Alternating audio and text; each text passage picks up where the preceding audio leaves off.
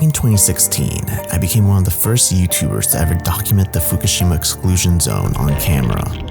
At the time, the disaster was still fresh. Old towns were frozen in time, evacuated, silent, and untouched by recovery. 2 years later, in 2018, I returned.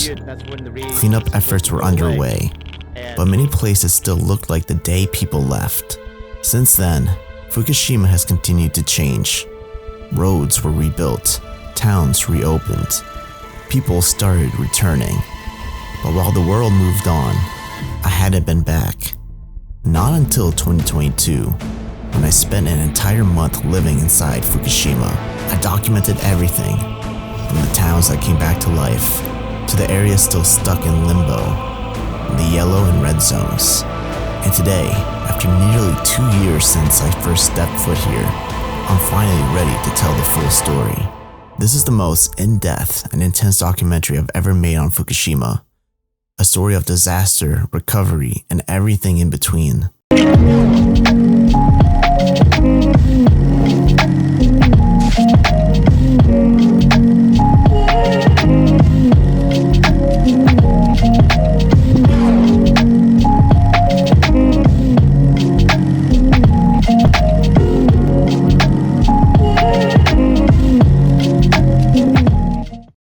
On the eastern coast of Japan lies a place once known for its peaceful countryside, quiet fishing villages, and a booming energy hub, Fukushima. For decades, the Fukushima Daiichi nuclear power plant stood as a symbol of progress. Built in the 1970s, it provided electricity to millions, a clean, efficient source of power in a country with limited natural energy resources.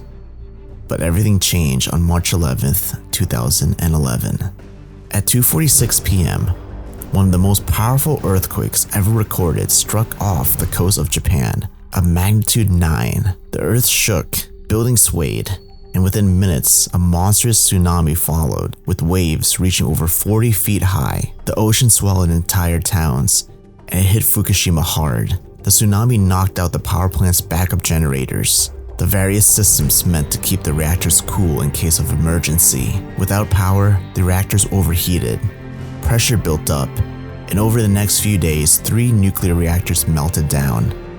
Hydrogen explosions ripped through the plant. Radiation leaked into the air, the water, the soil. Thousands of people were evacuated. Entire communities vanished overnight, not because of the tsunami, but because of invisible contamination. It became one of the worst nuclear disasters in history. Alongside Chernobyl, for years, Fukushima became a word that meant fear. Fear of radiation.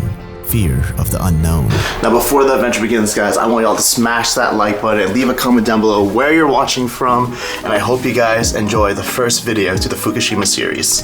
Just a quick reminder, guys, over 60% of you who are watching my videos are not even subscribed yet, so please subscribe. It takes only 1 second, and I put my heart and soul into these videos. Now let's begin the adventure. For the first half of this journey, I was joined by a local expert and guide here in Fukushima. His name is Michael. He's incredibly knowledgeable about the region's history, the evacuation zones, and the complex aftermath of the 2011 disaster. If you are ever planning to visit Fukushima and want a deeper, respectful understanding of what really happened here, I highly recommend reaching out to him. I've added his link in the video's description below. I left my accommodation and started driving down the coast, heading towards a place I was familiar with years ago. Not a landmark, not a shrine, just a small house once loved by surfers. But this house held a story that refused to be forgotten. On my left, the Pacific Ocean glittered under the sun. Beautiful, yet capable of so much destruction. I couldn't help but wonder what it must have looked like on that day. March 11th, 2011. Back then, this house was a humble beach shack, a hangout spot for local surfers, a place to rinse off the salt, store boards, maybe crack a few beers after riding the waves, just steps from the sand. Just like thousands of other places along Japan's coast. But when the ground shook and the tsunami warnings echoed across the town, everything changed. While others raced inland or froze in confusion, a small group made a split-second choice. They ran toward the surf house.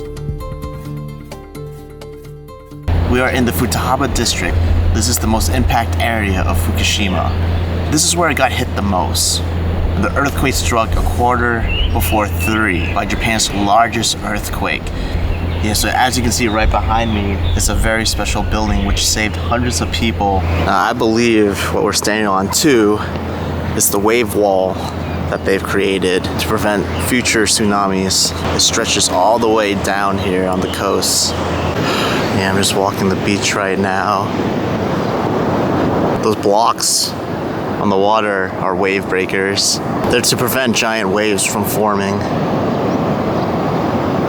Not only that, but this in Japan says that the exclusion zone is up ahead. That's actually where the nuclear power plant is located, right through those hills. I think if we even kind of walk on those wave cubes, we can even see it off from a distance. Just realize you can tell how these trees have been impacted by the tsunami.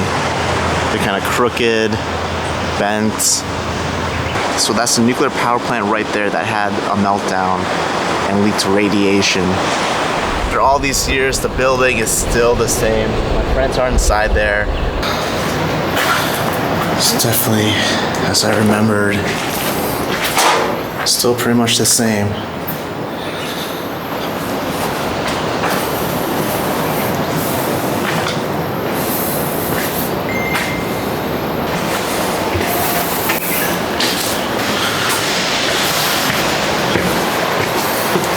Look at this, you can see some of the mats that some people probably slept on.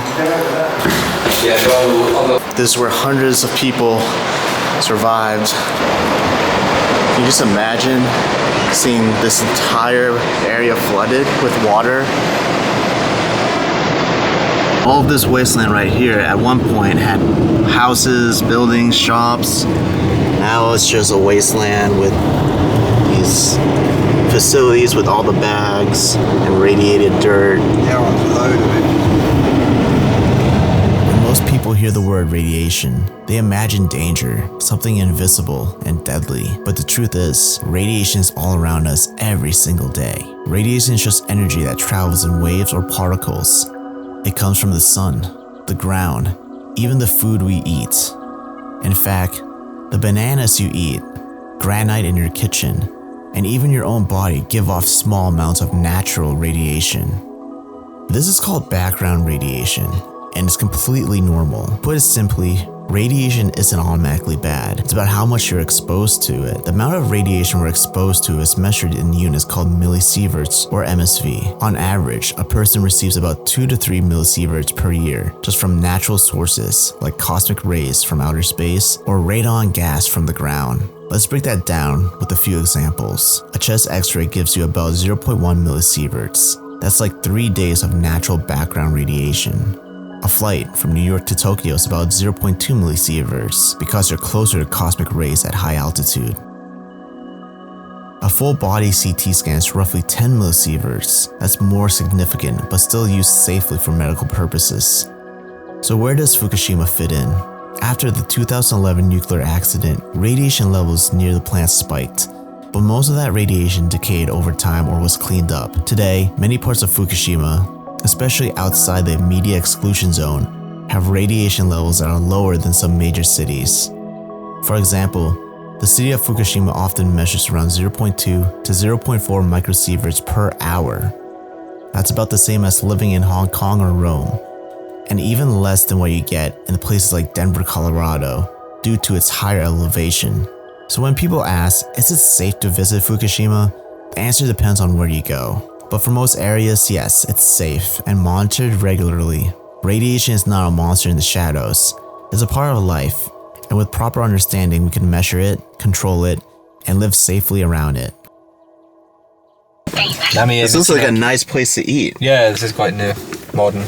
Yeah, it looks really clean and modern. Local noodles and fish bowls and...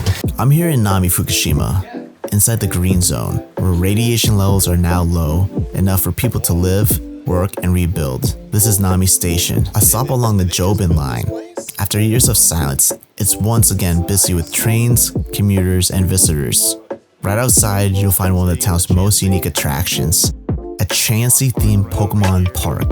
Part of a prefecture-wide project, it was designed to bring joy, draw tourism, and symbolize recovery. I also stopped here to grab a quick bite to eat. A simple but meaningful experience, because not too long ago, places like this didn't exist here anymore. Now, they're part of everyday life again.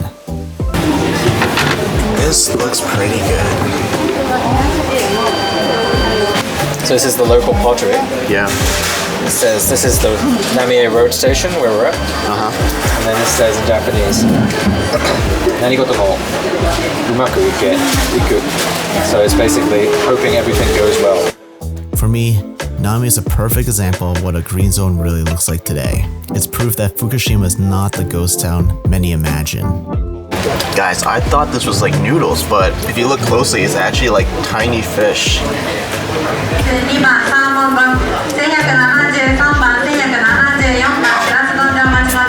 That's really good too. Life is slowly finding its way back here, but not far from where I'm standing is the yellow zone. This is where things change. The yellow zone is where time has stood still since the 2011 disaster. Just made a stop here because we saw this tree sprouting out of the ground right next to these abandoned vending machines. I mean, that definitely wasn't there before. Like, why would you have a tree in front of a vending machine? So this must have sprouted out of the ground and grew for the past 10 years. It's technically open to the public. People are allowed to pass through, but entering buildings is strictly prohibited. Despite that, explorers and photographers from around the world are drawn to this area, not out of disrespect, but to witness and document the stillness left behind. Alright everyone, so this is a 300ZX. We're not really sure which type of skyline this is. It could be an R32 or an R35. If you happen to know, please leave a comment down below. The confusion would be because of the wheels, but I think someone switched them out, because those aren't original Skyline GTR wheels at all. Oh, look at this. There's still stuff left inside there in the trunk. People just had to evacuate these cars of theirs. I mean, these were people's prized possessions at one point. Like, can you believe that? Working so hard to just lose it all. Not just your home, but your car as well. Ooh, the front of it is just looking pretty bad. And then there's the red zone, the most forbidding stretch of Fukushima.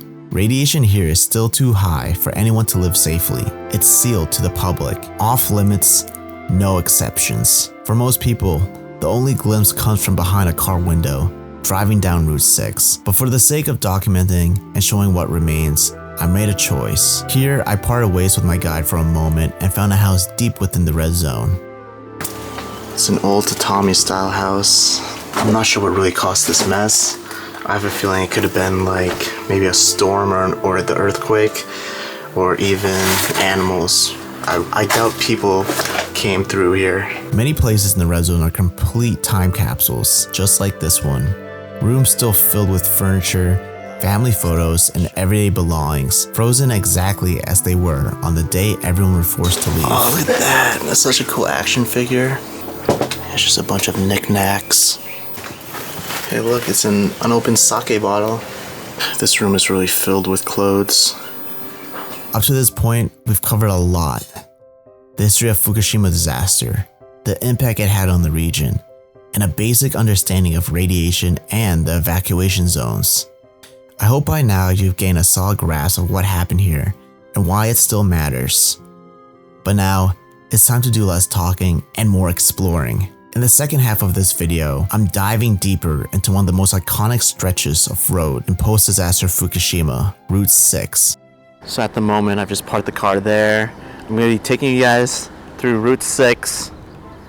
But over here, you can see they're already taking all the stuff out of these homes, putting them in these bags. And I'm assuming that whatever's in these bags are pretty highly contaminated. More so than these right here, because why would they just leave them out like that, you know what I mean? But these are all the people's belongings.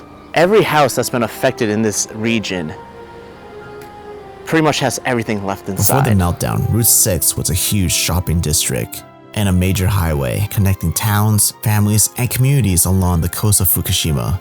But after the 2011 nuclear disaster, it became something else entirely, a sealed corridor cutting through the heart of the exclusion zones.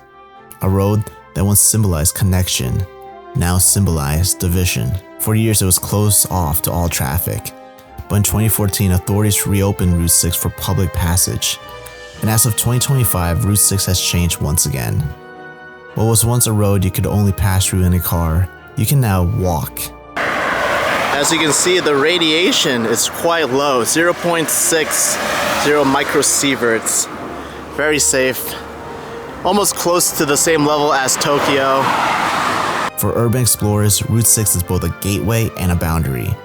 It offers a haunting glimpse into towns lost to time, homes buried under overgrowth, and memories left behind. It's one of the only ways to see the deeper scars of Fukushima without crossing any lines.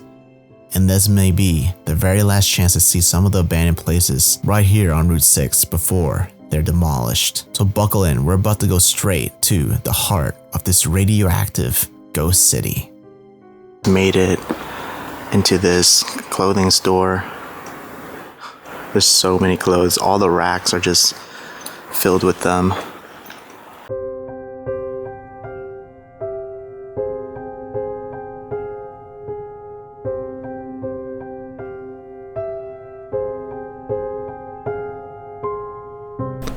Alright everyone, so we just made it to another building. Looks like this was a suit shop. Everything is still left on the counters. It's all filled, but I'm really excited to show you guys this place because it's quite unique and oh my gosh, like a lot of the stuff here is worth so much. I cannot believe they're just left abandoned like this. Like I can just imagine like what it must have been like coming here. Like this is a special shop. You gotta understand, when you're buying a suit, it's probably for like a celebration or something very special. So it's quite sad if you think about it that way, how much this shop has probably given a lot of people really happy memories.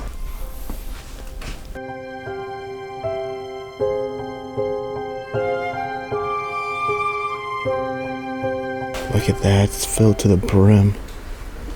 We even have some masks, pretty normal here in Japan even before COVID.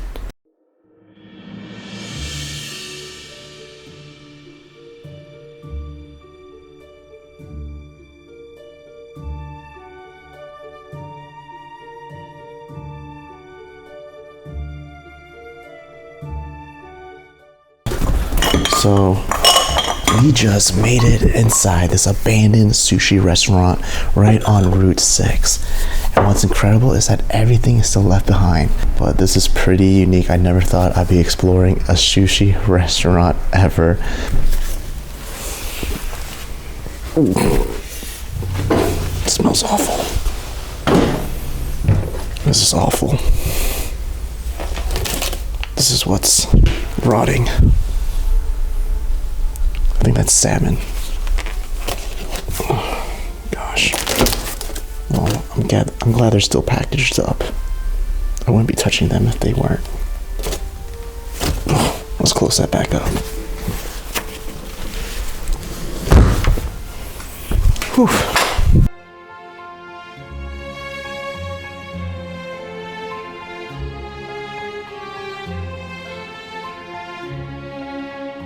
So we just stopped right next to the Subaru dealership. Subi gang. Looks like there's still stuff inside. Whoa, yeah, everything's just left there.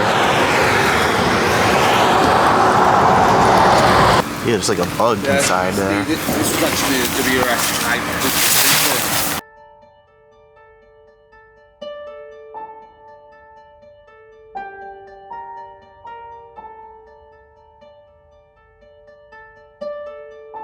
This is a really big pachinko center or parlor. You have all the balls scattered here. I feel like you can slip and fall with these. Why is there so much of these over here? Alright everyone, I think that's a wrap for Route 6. I'm excited to start the Fukushima series right now. So you want to stay tuned and watch every episode on this series. Now, not only is this for your guys' entertainment, but also I just wanted to make this documentary to preserve this place, because eventually they're gonna be demolishing every single building, and who knows what's gonna happen after that. I think it's quite precious. I came here to preserve the history of the people that used to live here.